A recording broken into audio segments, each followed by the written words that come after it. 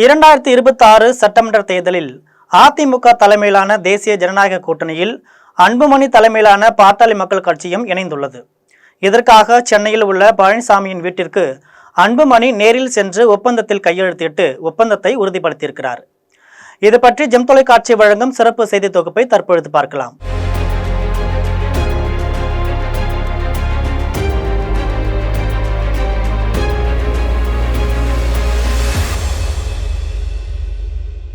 பாமகவில் தந்தை மகன் இடையேயான மோதல் காரணமாக தற்பொழுது அக்கட்சி இரண்டு தரப்பாக பிரிந்து செயல்பட்டு வருது. இந்த நிலையில அன்புமணி இடம்பெறும் கூட்டணியில நாங்கள் இடம்பெற மாட்டோம் அப்படின்னு ராமதாஸ் ஏற்கனவே தெரிவித்து விட்டார். மேலும் திமுக கூட்டணியில் விடுதலை சிறுத்தைகள் கட்சி முக்கிய அங்கம் வகித்து வருகிறது. இதனால பாமகவின் எந்த தரப்பு திமுக கூட்டணிக்கு வந்தாலும் நாங்கள் உடனடியாக வெளியேறி விடுவோம்னு விசிக கட்சி தெரிவித்திருக்கு. இரு தரப்புக்கும் அதிமுக மற்றும் தாவேக மட்டுமே வழியாக இருந்து வருது.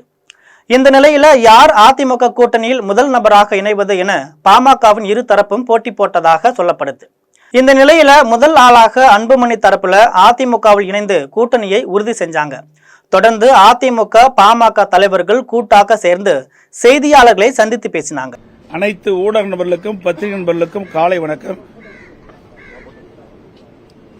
வருகின்ற சட்டமன்ற பொதுத் தேர்தலில்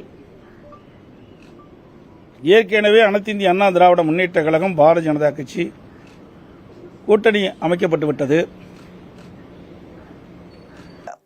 அப்போது பழனிசாமி என்ன பேசினார் அப்படின்னா, அதிமுக பாஜக கூட்டணியில் தற்பொழுது பாமகவும் இணைந்திருக்கு.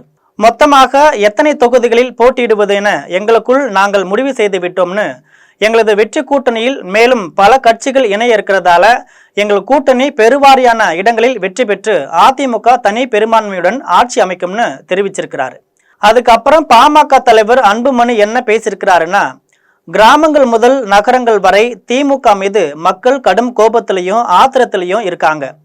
அது எங்கள் நடைப்பயணத்தின் போது வெளிப்பட்டது. சமீபத்தில் கூட 100 நாட்கள் நடைபயணம் மேற்கொண்ட பொழுது அங்கே கிராமத்தில் இருந்து நகரத்து வரைக்கும் திமுக மீது மிகுந்த கோபத்தில் மக்கள் இருக்கின்றார்கள். கோபம் கூட சொல்லாம ஆத்திரத்தில் இருக்கிறாங்க என்றும், திமுக ஆட்சியை அகற்றும் நோக்கத்துல தேசிய ஜனநாயக கூட்டணியில் பாமக இணைஞ்சிருக்கு. உறுதியாக எங்கள் கூட்டணி மிகப்பெரிய வெற்றி பெற்று அதிமுக ஆட்சி அமைக்கும்னு சொல்லியிருக்கிறாரு.